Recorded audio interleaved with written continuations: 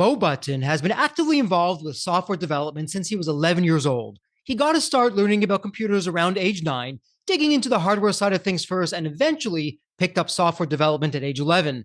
Having spent the majority of his career as a serial entrepreneur working in the government space, Beau has now transitioned into the mobile gaming space through his company, Atlas Realty Inc. And before we hop into the podcast, a quick word from our sponsor, Deep Wealth and the Deep Wealth Mastery Program. We have William, a graduate of Deep Wealth Mastery, and he says, I didn't have the time for Deep Wealth Mastery, but I made the time and I'm glad I did. What I learned goes far beyond any other executive program or coach I've ever experienced. Or how about Bruce? Bruce says, before Deep Wealth Mastery, the challenge I had with most business programs, coaches, or books was that they were one-dimensional.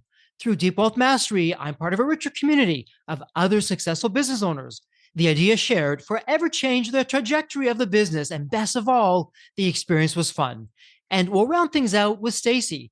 Stacy said, I wish I had access to the Deep Wealth Mastery before my liquidity event, as it would have been extremely helpful. Deep Wealth Mastery exceeded my expectations in terms of content and quality. And you know what, my Deep Wealth Nation, why they're saying this is because Deep Wealth Mastery, it's the only system based on a 9-figure deal. That was my deal. And as you know, I said no to a 7-figure offer, and I created a system that we now call Deep Wealth Mastery that helped myself and my business partners welcome from a different buyer, a different offer, a 9-figure exit. So if you're interested in growing your profits, preparing for a future liquidity event, if that's 2 years away or 20 years away, and you want to optimize your post-exit life, Deep Wealth Mastery is for you. Please email success@deepwealth.com. Again, that's success, SUCCESS at deepwealth.com. We'll send you all the information about Deep Wealth Mastery, otherwise known as Scale for Ultimate Sale. That's where you want to be. You want to be with other successful business owners, entrepreneurs, and founders just like you who are looking to create market disruptions, and they want to lock in their financial freedom and have success and fulfillment. That's the 90-day Deep Wealth Mastery Program. It has your name on it. All you need to do is take the next step. Send an email to success@deepwealth.com. Welcome to the Deep Wealth Podcast. Well, you heard it in the official introduction. We have a fellow entrepreneur in the house, a post-exit entrepreneur, and someone who is way out there doing some incredible things that we're going to learn all about today.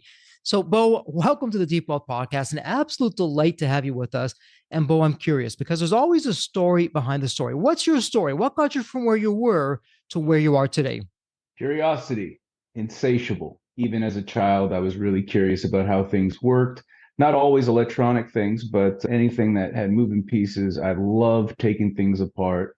Spent a lot of time doing outdoor stuff with my dad, small engines, and then eventually around probably the age of 8 or 9, I transitioned to electronics, and the rest is literally history. Just computers since then, all day, every day.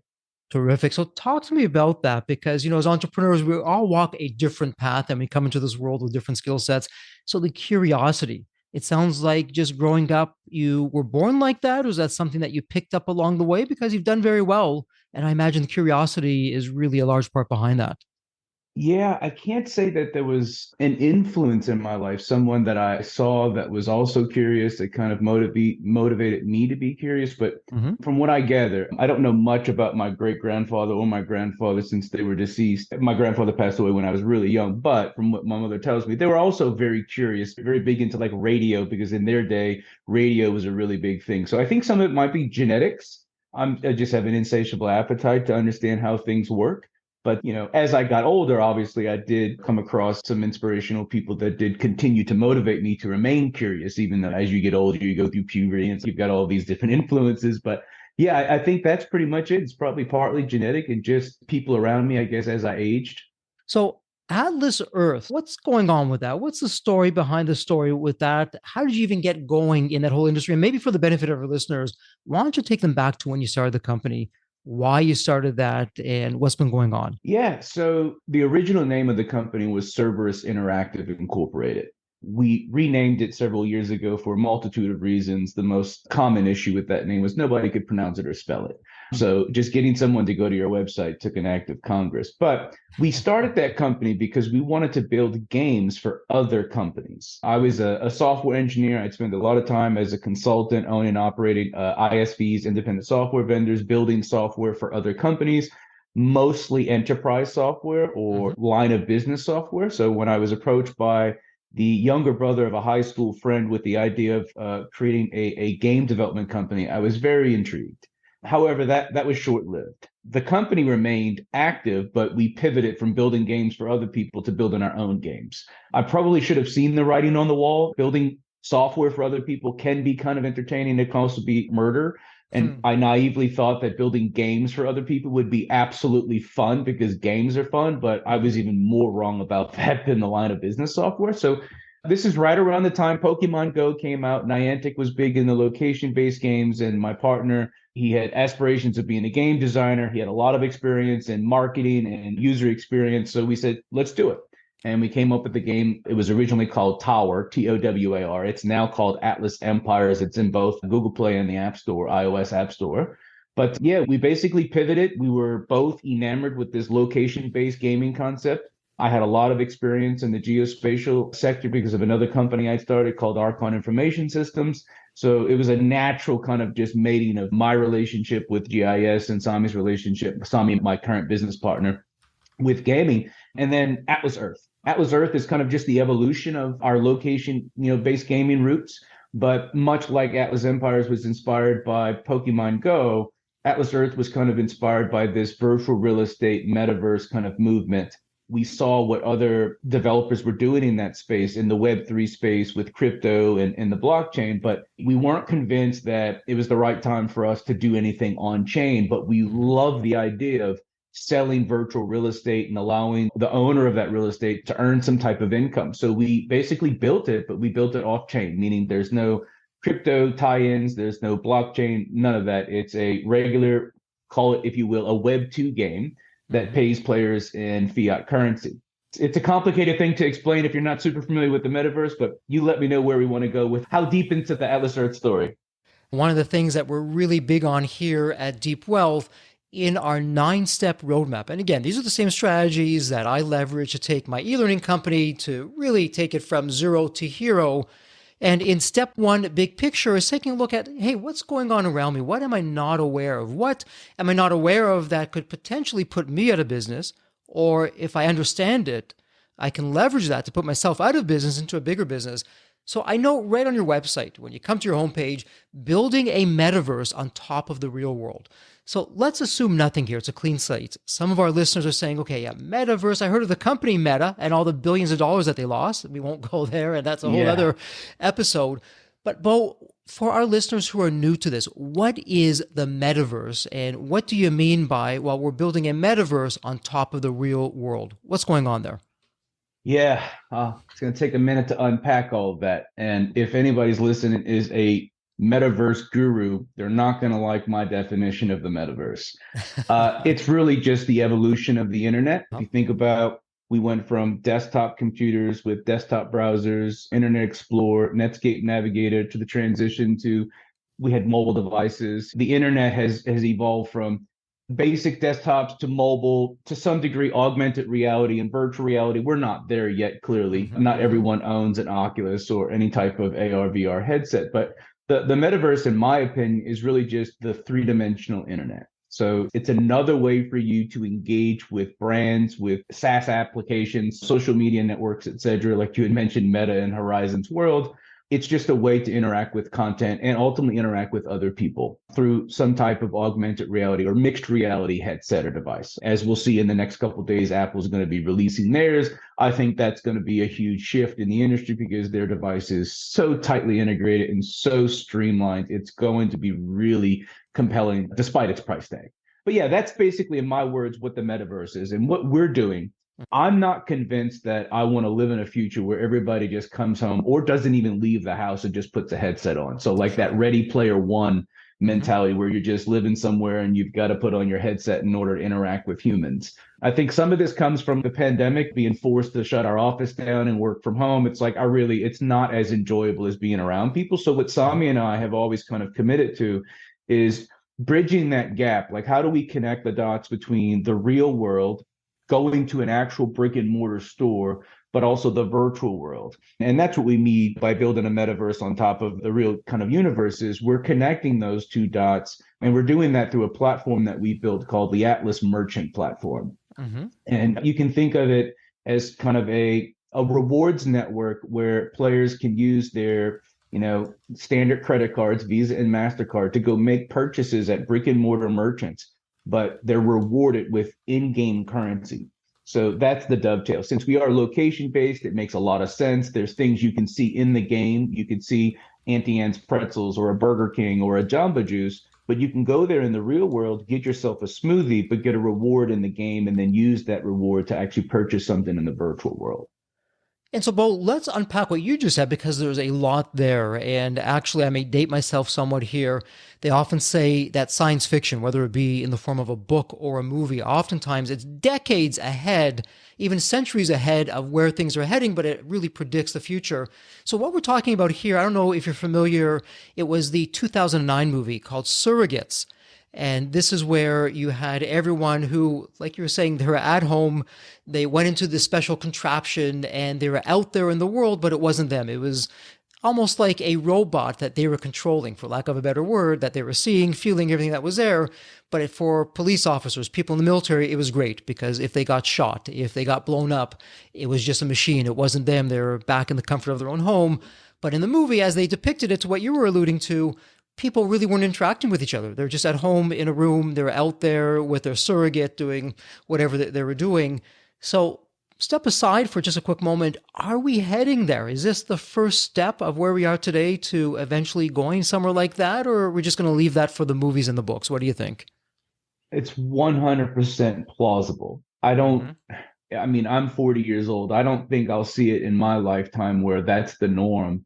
But we're seeing it today, not necessarily with bipedal robots, humanoid-like robots, but we're not far. I mean, we're pretty far. If you look at the Tesla humanoid robot, the thing's pretty janky. But if you look at Boston Dynamics, you look at their dog base, I can never remember the platform's name, but like they're very fluid. But the idea of me just disconnecting from reality, putting on a headset and controlling a robot that looks like me, talks like me, and interacts with humans like me, I think we're very far off from that. But humans as an extension of, or not humans, robots or mechanisms as an extension of humans is here. We're doing it today with pilots, with drones. But you're not in the cockpit. So that same kind of novelty of someone shoots down your drone, obviously this is for warfare and it's not a very attractive subject, but I think it's definitely in the future. I'm not convinced that everybody is going to have one of those, but I do think in certain industries, and you mentioned a few, like law enforcement, although frightening as a citizen, I do live in Texas. So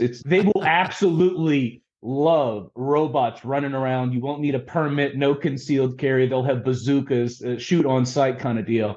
But I think it's definitely possible. And the things that we're building in the gaming space are absolutely going to be leveraged in that space. We share a lot of technology. If you look at what they're doing in the space war industry or just space in general, a lot of the technologies that they're using are the same technologies we're using to build games. Yeah, it's so fascinating in terms of what's there. But what I heard you saying, what I like what you're saying is, hey, Jeffrey, yeah, sure, we can go there, but we have a different take. And correct me if I'm off base with this, but what I'm hearing you say is, why don't we take the meta world or the virtual world and let's just call it the real world and let's put the two together. So it's an interactive, it's more human friendly, if I can use that term. And so how are you doing that exactly, Bo? If I'm a listener listening in, I'm not really familiar with the metaverse or what's going on here or there. I understand virtual, obviously understand the real world. How are you combining the two and what brought you to that conclusion or to that starting point? Yeah. So we're not combining the two Meta's trying to do. We're not big enough. We don't have enough revenue or funding to really that full immersion. You're putting on a bodysuit and a headset and you just feel like you're actually out and about, but you're really in your living room, maybe playing a multiplayer game with somebody in a different country. That's not us. Where we're focusing is commerce. I've seen a lot of mom and pop shops just die, unfortunately, because of the big boys. It's obvious Amazon's killing a lot of small companies, but Sami and I have always remained committed to trying to make sure that there's a balance between the two. So Atlas Merchant Platform is kind of what we're doing. That's our contribution to that effort. We'll let Meta and all of these other big boys continue out on the hardware side, but how do you incentivize people who are fascinated with playing video games to continue to shop in person? I enjoy walking around the grocery store, and I think a lot of people do. I hope that people will remain intrigued by being able to walk around, not necessarily to talk to people, but just the experience. It's kind of fun to me. Maybe I'm the oddball out here, But yeah, the Atlas Merchant platform is our contribution. And that's that kind of what I had mentioned earlier, the metaverse, connecting it to the real, we call it creating a virtuous cycle between the real world and the virtual world. So going to purchase something in person, getting the actual goods, but being rewarded in a virtual world. And right now, the only world that exists that supports this is Atlas Earth. But we are opening up our platform to other games, and that's kind of what we're focusing on, is trying to share the wealth there and let other companies incentivize players to go out and purchase things and roll out. So let's talk about the consumer side on this for just a moment because it's fascinating, and then we can circle back and look at the business side. So if I'm understanding you, there are certain retail shops or chains that you're associated with. So I'll go to that store, I'll buy something, and somehow through, I guess, is it through your app that once I buy something, it shows up on my account, I get some kind of points or credit? How am I doing so far with that? Pretty close. Our special sauce is we have direct integrations with both Visa and MasterCard. So that's kind Okay. of what sets us apart.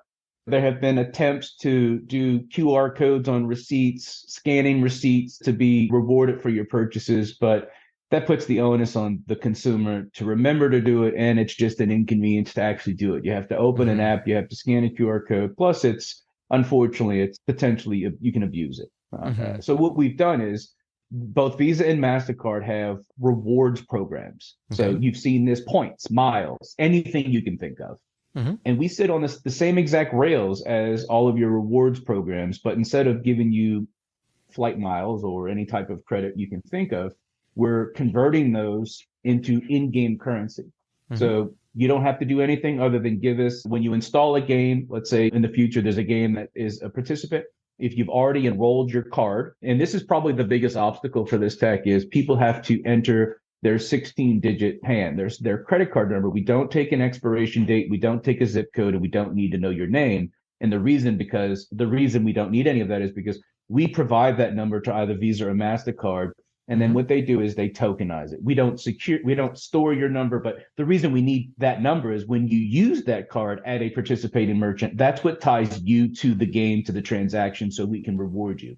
But yeah, you weren't far off. Basically, you swipe your card and in real time, and this is the kicker, you get a push notification that says something to the effect, thank you for spending $20 at Burger King. You've just been rewarded X amount of virtual currency. And then you can instantly go into that game and use it. So instead of having to buy through an in-app purchase a bucket of virtual currency, you can just continue doing what you're doing in the real world and get rewarded, and then you can use those in-game currencies to buy things. The crux here is we need a lot of merchants, and right now that's what we're working on, is getting more merchants. Sure. Well, listen, it's early days. You're really way ahead of the curve. And I know if some of the listeners are like me, I'm wondering, and I'll ask on their behalf, okay, so I go to a store that you're associated with, I put it on my Visa, MasterCard. As soon as I pay, I get a notification. I have virtual currency now. So what am I doing with that virtual currency now that I'm in Atlas Earth and down the road, other apps that you're coming out with, other environments? How does that work? What does that look like? Yeah, so in Atlas Earth, the virtual currency is called Atlas Bucks. Okay. And what you can do with Atlas Bucks is buy virtual real estate, and that real estate generates virtual rent. Everything's prefixed by virtual or with Hmm. virtual. But the real interesting thing about our approach here is that virtual rent accrues every second. So the more pieces of land that you own, the more virtual rent that you can accrue. When it gets to $5, you can cash it out in fiat to your checking account. And we've Hmm. cashed out over $1 million to our players. And this is the only platform that does this in fiat, not crypto. And that's really where we separate ourselves from the other players, is they give you tokens, and those tokens can be worth 1 cent or a millionth of a cent or nothing. So yeah, I mean, ultimately that virtual currency today is really just Atlas Bucks, but that's what we're working on, is trying to integrate our technology into other games that use virtual currency. So maybe you're a big Candy Crush fan, and I forget what their in-game currency is to unlock certain levels. So you can go buy groceries instead of buying a bucket of Candy Crush tokens. You just get those and you can exchange them, and you can go on and unlock your level without spending any additional cash. Right. Okay, so I'm out there, I'm purchasing land in your metaverse, in Atlas Earth. I'm getting rent with that. And so, Bo, what's the end game for people that are now part of this community? The more they spend, the more money they get, the more virtual currency they have. It almost sounds like, and I don't want to make it too crude, and if I'm off base, tell me, almost like Monopoly in a sense of, okay, I'm going to go for some land grab. I'm going to try and get as much as I can. I'm going to be a landlord. And are people renting this out for me, my virtual land? How does that all work? Not yet. So the only thing that we have launched is the primary market. Uh-huh. But, my previous venture, Archon Information Systems, was in real estate. So Mm-hmm. we're modeling this off of the actual real estate market. There's going to be a secondary market. You're going to be able to buy and sell. You're going to be able to improve. And that's kind of the phase that we're at now with Atlas Earth is we've sold a lot of land. Mm-hmm. People, they own a lot of land. If you go to Las Vegas or New York or Los Angeles and open the game, there's tens of thousands of individual users who have land and their profile picture shows up on it, but they can't do anything right now. They can't build anything on it. They can't make it different than anybody else's piece of land other than their avatar. So Mm-hmm. being able to build on that land, build structures, we call this user generated content. So allowing players to buy several pieces of land together, build a castle, and then sell that castle, not for the value of the land that's underneath it, but for the value of the land and its improvement, much like in the real world. So there is going to be opportunities for our players to make more money than just that virtual rent because maybe they're really good at designing structures. Maybe they have an architectural kind of knack. But yeah, I mean, again, it's going to be modeled after the real, kind of real estate market. Our end goal is some type of social feature. So I joked about not wanting to be like Ready Player One, where you put on your headset, go into some alternate universe and play a game. But we do want to have some collaborative features in the game. Right now, it's pretty much a solo experience. You can't communicate with other players, despite they might be your neighbors. But Mm-hmm. that's really the goal is to allow players to build on their land and then ultimately socialize and potentially play games and things like that together. So it's a platform. But right now, there's not a whole lot other than buying virtual real estate. And a lot of our players are doing that solely for bragging rights. One of the things that we do in the game, because we are location based and we have a preference for modeling our game and our technology after the real world is we have the president of a country, the mayor of a city, and the governor of the state. So if you own the most land in a country, everybody who logs in that country sees you. If you're the mayor, they see you if they're in that city. So it's a leaderboard of sorts, and people are just fascinated with being on the leaderboard so they can be at the top. Yeah, fascinating. So let me understand this. As people are coming into your app, into your metaverse, your virtual world, through what they're spending, they're able to then go own land. And it sounds like we're very early days. You're still building this out and you'll be able to do other kinds of things. I'm curious, Beau. Firstly, congratulations. What a forward thinking idea. And also, it wasn't that far back where the app, having an app, everyone and his or her brother or sister were doing this. They're trying to get into the business. We saw a Yep. lot of companies come, a lot of companies go, and you're still standing. So that's huge. How are you monetizing this? What's your business angle here? So most video games monetize in one of two ways. Mm-hmm. So in-app purchases.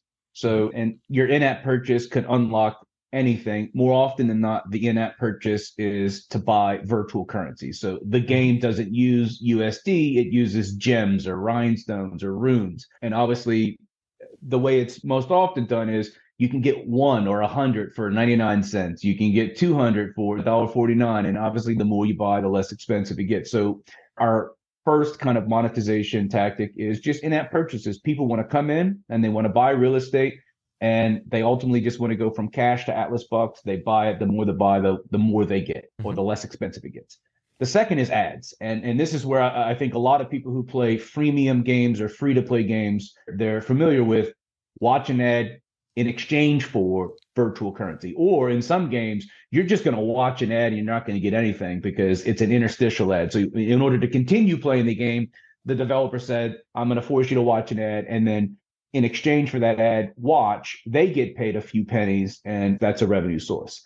That's where most gaming companies kind of stop. Some of them will have subscriptions, and that's really it. So we do four things. We do the first, which is in-app purchases. We do the second, which is advertisements. Our third is our merchant platform, where we get a commission for driving those sales at those brick and mortar locations. And that's really, it's not there yet, but that's what we're building. And that's where I think our primary line of business and our primary source of revenue will be in the next probably 12 to 24 months is the commissions we get off of convincing players to go to buy something at a local store. Even if it's a chain restaurant, and because we have that direct attribution through Visa or MasterCard, there is no uncertainty. It's guaranteed. We get it from Visa. We know you spent $10. We can bill the customer and we can get an invoice and we get paid. And the fourth is subscriptions. This is kind of a new thing. It's been around, obviously, subscriptions, but in games, these passes that unlock certain features in the game. We rolled out our Atlas Explorer Club probably about 8 months ago, and it's doing remarkably well, despite the fact that it's a $50 a month subscription. But if you're a power user of Atlas Earth and you buy a lot of land, by being a member of AEC, there are price cuts on certain things, and there's a few other kind of rewards that you get that are exclusive to the AEC club. But those are the four kind of pillars and the four kind of strategies we use to monetize. Well, that's fascinating. And for our listeners, for some of them, this is a whole new day as they're hearing you talk about this. And let's help them get around the mindset of your customer base. And so one of the questions I have is someone who's a member of the AEC through Atlas Earth, they're having these subscriptions, maybe $50 a month, maybe less, maybe more. What's their motivation? I mean, why are they doing this? I can imagine a listener saying, wait a minute, you've got to tell me that someone's spending $600 a year, possibly minimum, maybe even more than that for something virtual. They can never really touch it per se, and it's really not real. It's in the virtual world and they're spending this money. I mean, what's the motivation? Is there some kind of new trend going on here or a new way that people are approaching this, that this is going to become really locked in as part of society of what we're doing? Are we on the precipice, on the cusp of something really big here? So why are people doing this? We're not on the precipice of anything new. It's a different flavor of what's been kind of circulating for, I don't know how long in-app purchases have existed. I don't remember when Apple introduced their first iOS SDK so we could build our own games, but it's no different than folks buying costumes in Fortnite. This is not our entire audience. The folks that are subscribing are more than likely looking at this as just an outlet, a place to have fun, and they are very competitive. But they also probably have a bit more disposable income than our average user. I'll describe the polar opposites of the spectrum when it comes to our player base. You've got the folks that are in here subscribing $50 a month. They're not looking at this like I'm going to be able to cash out more than 50. We're not an investment platform, although we do have people who watch a lot of ads, who go out and use our Atlas Merchant platform and don't put a lot of money into the game, but they're able to cash out because they're basically leveraging the free-to-play mechanics and watching a lot of ads, converting their time. But yeah, I mean, this is no different than any other video game. If you buy a console game, it's $80. They have all kinds of upgrades in the game itself. The difference here is that virtual real estate aspect. That's really the only difference. It is something that is tangible. You can go out and see the virtual piece like you can see it. I own the land around my house. But no, I'm not convinced that virtual real estate is the next thing. It's not an investment. This is really just a game. We've kind of skinned it a little differently because it's location based and it's based on real estate. But your analogy kind of with Monopoly is probably the best way to describe it. It's nothing more than a game. Virtual real estate in this instance does indeed generate virtual rent. And you can, if you grind or if you play the game wisely, you can cash out real money. Fascinating. And so for our listeners, for our community, they're hearing this, they're saying, okay, this is something new. This is perhaps a different spin on things that's been around for a while now, but we're just moving forward with this. If somebody is saying, Beau, this sounds really interesting, I want to see how my business perhaps could become part of your community, or I can myself get into this whole metaverse action of what's going on. I want to be one of the pioneers on the bleeding edge here to, like yourself, really get here today and have the benefits coming tomorrow. What should they be thinking about? How should they be looking at this? So I would be looking at it from like an advertising perspective. This is another medium. A lot of folks really were caught off guard when Facebook just, like, from a digital advertising perspective, Facebook Audience Network is king. If you're a small business and you either don't know someone who can manage your Facebook Audience Network advertising campaigns, or you're not paying for a platform, you're going to find it very difficult to get in front of customers, especially if you're an online shop. If you're doing Etsy or anything like that, Facebook is absolute king. Now, there's a bunch of other ones, TikTok, Google AdWords, all of those.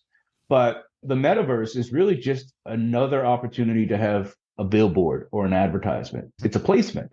So, and that's something that we're working on. We want businesses. We've got a bunch of people in this virtual space. They're looking at their phone. They're walking around. They're seeing virtual real estate. They should also see not just the pop-up ads that you're used to that are advertising fill in the blank, organic, grass-fed dog food or whatever. I see a bunch of crazy ads. And look, those are great.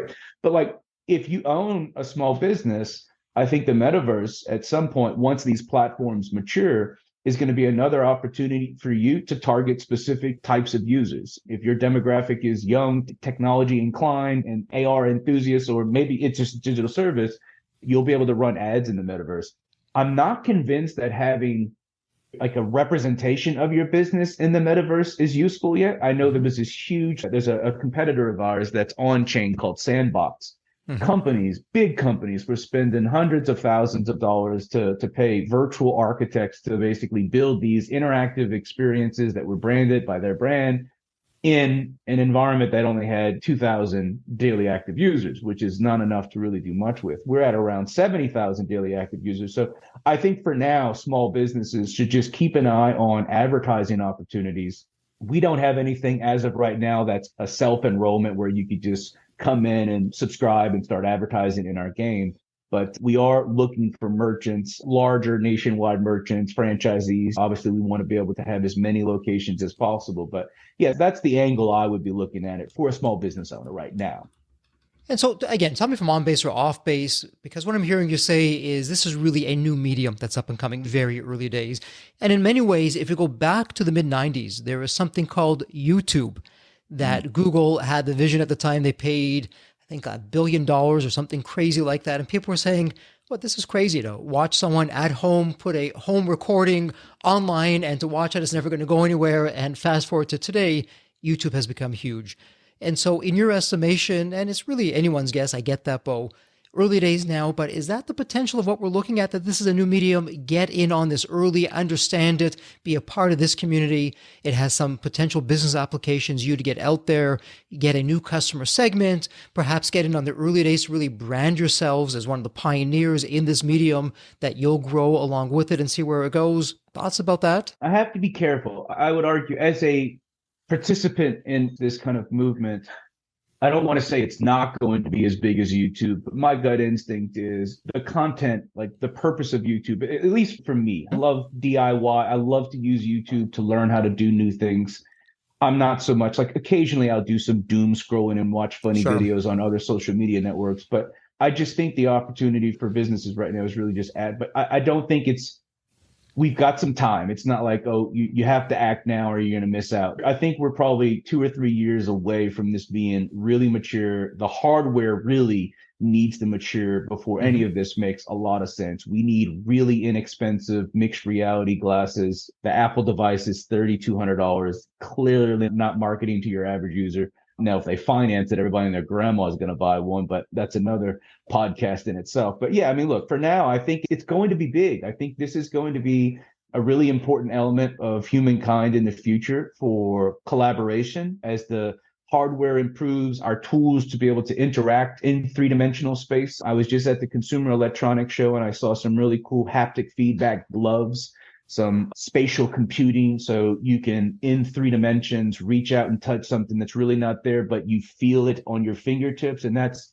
again, it looks like RoboCop. It's very unsightly. But in 10 years, maybe it's just a glove you slip on. And if you want to model something, if you're an architect, and instead of doing it in cardboard or in AutoCAD, you just put on your headset and you start dragging things on your coffee table in 3-dimensional space and you get tactile feedback. I'm excited about that. As a maker, I'm excited about its implications for being able to make things in 3-dimensional space virtually, but then ultimately make them in reality. So I do a lot of 3D printing. I can connect those two dots, and I'm super stoked about those opportunities.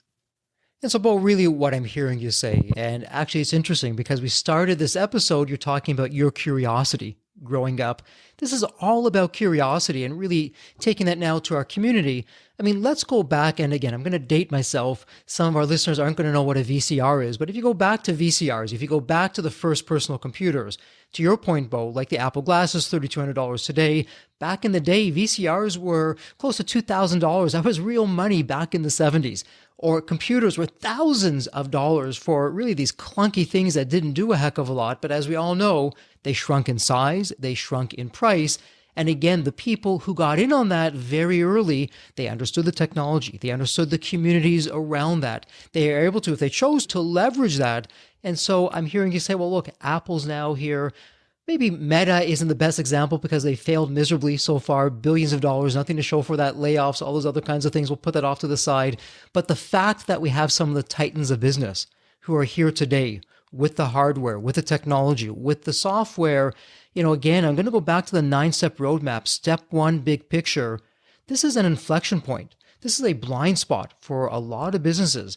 Just like AI is, they don't know what that is. We hear more and more about this. Meta's kind of in the background. It's there. It's going like gangbusters. We're not hearing as much. I think AI is crowding that out. But for our community, hey, why not get involved in this? Beau, what you're saying is for really $600 a year, not a lot of money. Why not experiment in a whole new medium? If you don't like it, stop the subscription. If you like it, keep on going. And as it goes mainstream, well, you're right there. You're actually ahead of the curve. You can now begin to incorporate this into your business. I mean, let's think of AI, which is still new. Most of the population doesn't know about this. They know about it through the headlines, but they're not using it yet. Can you imagine if they got involved 10 years ago with AI and they put AI into the business today? Wow. That would be huge for them, because what we're hearing with AI, the companies today that master AI, just like the countries that mastered the seas, they control the world for the next century, the next 100 years. And I suspect there's something very similar here. So, Beau, you've given us a peek inside of the metaverse and what's going on. And I love your angle of how you're taking the real world and right now in a small way, but really coming up in a big way, what you're going to be doing, you're building the metaverse into the real world, that it really becomes interchangeable, the two. As technology changes, as society changes, you're right there with it. And really, you're on the cutting edge, the bleeding edge, really paving the way for us. So thank you so much for doing that. This is fascinating. It's an exciting time. The only thing I can say is if anybody who's listening is a creator and they love creating things, now is the time to start learning the tools. This is a huge opportunity for people to create things, specifically 3D things. And the tools are getting easier to use day by day. So that's my only if anybody is, obviously everybody's an entrepreneur and they're doing different things, but if they have a knack for creating things and they're interested and they've got some free time, absolutely double down on learning some of these 3D tools. And we'll definitely circle back to that in just a moment. But let me ask you this, Beau, before we go into wrap up mode, I'm curious, is there a question that I didn't ask, or a topic we didn't discuss, or is there a message that you'd like to share with the audience before we go into wrap up mode? And it all goes back to that curiosity. If you've got a niche, scratch it. Just that's kind of like, and it's not just tech now. My wife and I have a house. Like I like to do things like, and now with, like you mentioned YouTube, I use YouTube heavily to learn new things. I don't necessarily have clinically diagnosed ADHD, but I will often listen to audio books on 2.5 speed because it forces my brain to have to listen. Yeah. But yeah, I mean, the content's there. It's free for the most part. So if you're curious and you want to learn how to do something, if it's not something you can just watch through YouTube, there's so many communities. I'm less on the community side. I'm kind of despite me being a social butterfly, I'm kind of a recluse on the internet. But yeah, that's really it. If you're curious, go out there. The knowledge, the information is accessible. And if anybody can't find it, I'm on LinkedIn. I do not turn down a message if somebody says, can you steer me in the right direction on like how to learn this? Especially with AI, because that's a crazy space right now. Well, what's fascinating about this, and Beau, before we go into wrap-up mode, we're going to have an actionable item. This is going to be an easy one, a low-hanging fruit, low effort, high ROI for our listeners. But really sitting here today, I suspect we're going to fast forward 2 years, 5 years, 10 years from now. We're going to look back at what we're saying today, and it's like, wow, Beau was right on the precipice of something huge. He saw things that no one else had seen at that time, and look at where we are today. And again, for our listeners, because as you know, every episode, we want you to take a strategy before you go to your next meeting, your next call, your next activity, and to do something. And it's going to be in the show notes, but for our listeners, before you go into your next activity, go to atlasrealty.com. This is Beau's site. You're going to learn all about what's going on there, and it'll be the Atlas Earth and how you can get involved and how really you can start very early on today and see where that goes. And again, I'm tying that back into step one, big picture in the 9-step roadmap, and even step two, X factors. Beau, clearly you're X factors. You are world class in this area. You're a world class leader. You're in your own blue ocean with what you're doing. You're very early on with this. I can't help but wonder for our listeners, they come into your metaverse. Okay, hey, you know what? I can apply my company in this way. So there's lots of exciting times ahead. So for our listeners, that's your action item coming out of here. Again, it's in the show notes, but Atlas Realty, go there and see what's going on, set up an account, check it out. And with that said, Beau, let's go into wrap up mode. And it's a tradition here on the Deep Wealth Podcast where every guest, I have the privilege, the honor of asking this thought experiment, this fun question. Let me set this up for you. And actually, it's very appropriate to what we're speaking about today in terms of the future. Think of the movie Back to the Future. You have that magical DeLorean car that will take you to any point in time. And so, Beau, the fun part is tomorrow morning, you look outside your window, not only is the DeLorean car there curbside, the door is open, it's waiting for you to hop on in, and you're now going to go back to any point in your life. Beau, as a young child, a teenager, whatever point in time that would be, what are you telling your younger self in terms of life lessons or life wisdom? Or, hey, Beau, do this, but don't do that. What would it sound like? Funny, since I'm selling virtual real estate. My previous business, we sold distressed real estate for governments. I would go back to my teenage self. So I started working professionally around the age of 16. So prior to that, I worked in a deli at a grocery store, and then I cut grass. I made money, but it wasn't like a real W-2. I was just under the table cash. Sure. But I would go back to my teenage selves and say, invest in real estate and put everything that you can in real estate. That's what I would say, because I've been in the real estate industry, but I failed to really take advantage of the market and invest in it when the time was right. And if I would have known or appreciated it more as a teenager, it would have been a completely different story in regards to the real estate portfolio. What a terrific insight. Put everything you have into real estate. Beau, I couldn't agree more with you. And what's interesting, Beau, as you think about that, you're now starting that in the metaverse, in the virtual world, as the listeners can. And you know what? You cut your teeth in the virtual world, earn some dollars. You can now put that into the real world with lessons learned into the real estate here. And off you go with that. It's a terrific insight. Well, Beau, it's a wonderful way to wrap things up on such an insightful and wise note. And as we love to say here at Deep Wealth, two things. Firstly, congratulations. This is a wrap. The episode has been a terrific one. Really appreciate all your wisdom and your insights. And as we love to say here at Deep Wealth, may you continue to thrive and prosper while you remain healthy and safe. Thank you so much. Thank you, sir. I appreciate you. So there you have it, Deep Wealth Nation. What did you think? So with all that said, and as we wrap it up, I have another question for you. Actually, it's more of a personal favor. Did you find this episode helpful? Have you found other episodes of the Deep Wealth Podcast empowering and a game changer for your journey? And if you said yes, and I really hope you did, I have a small but really meaningful way that you can actually help us out and keep these episodes coming to you. Are you ready for it? The dramatic pause. I'll just wait a moment. Drum roll, please. Subscribe. Please subscribe to the Deep Wealth Podcast on your favorite podcast channel. When you subscribe to the Deep Wealth Podcast, you're saving yourself time. Every episode automatically comes to you. And I want you to know that we meticulously craft every one of our episodes to have impactful strategies, stories, expert insights that are designed to help you grow your profits, increase the value of your business, and yes, even optimize your post-exit life and your life right now, whatever you want that to look like. And every time you subscribe and a fellow entrepreneur subscribe, it's a testament to how together, yes, we are changing the social fabric of society. One business owner at a time, one liquidity event at a time. So don't let the momentum stop here. Subscribe now on your favorite podcast channel. You'll never miss an episode. You'll be the first to hear from the top industry leaders, the innovators, the disruptors that are really changing and shaping the business world. And maybe you're commuting, maybe you're at the gym, maybe you're taking a well-deserved break that we spoke all about on this episode. The Deep Wealth Podcast, it's your reliable source for the next big idea that could literally revolutionize your business. So once again, please hit that subscribe button, stay connected, inspired, and ahead of the curve. And again, your next big breakthrough moment, it might just be one episode away. Maybe it was even this episode. So all that said, thank you so much for listening. And remember, your wealth isn't just about the money in the bank. It's about the depth of your journey and the impact that you're creating. So let's continue this journey together. And from the bottom of my heart, thank you so much for listening to this episode. And as we love to say here at Deep Wealth, may you continue to thrive and prosper while you remain healthy and safe. Thank you so much. God bless.